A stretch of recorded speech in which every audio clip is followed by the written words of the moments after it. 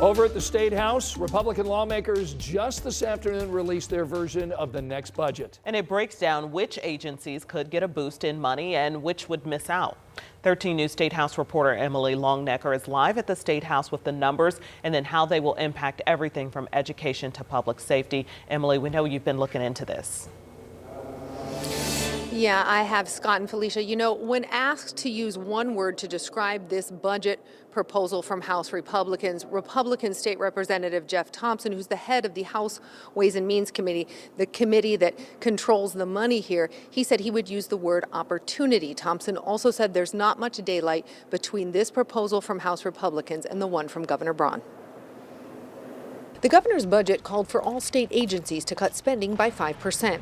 This budget proposal from House Republicans does that too, except to the Department of Children's Services and the Department of Correction. When it comes to the three biggest line items in the budget, education, Medicaid, and higher education, according to this proposal from House Republicans, spending on education for grades K through 12 will go up 2% each year over the next 2 years.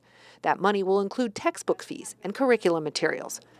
But with inflation, will that increase be enough? You can manage like the governor plans to manage by looking at how do we spend our money the most efficiently.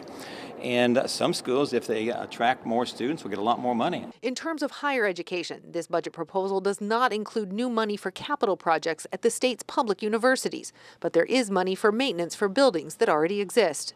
When asked if this proposal included $5 million in funding for Martin University, a private school and the state's only black institution of higher learning, money that was not in the governor's budget proposal, Thompson said it would not. Everybody understood that that was one-time expenditure. When it comes to what the state spends on Medicaid, that amount is also going up in this budget proposal. Thompson acknowledged the uncertainty surrounding Medicaid, given ongoing discussions in Washington regarding budget cuts that could include how much money the federal government gives states for Medicaid. We are watching that closely and we'll continue to watch that, and we can't control that, but we'll keep our eye on that because that will at some point may have effect on the state. Thompson couldn't say if anything would change for the thousands of Hoosiers already on wait lists for Medicaid services. Income tax rates also continue to drop in this budget proposal over the next 2 years.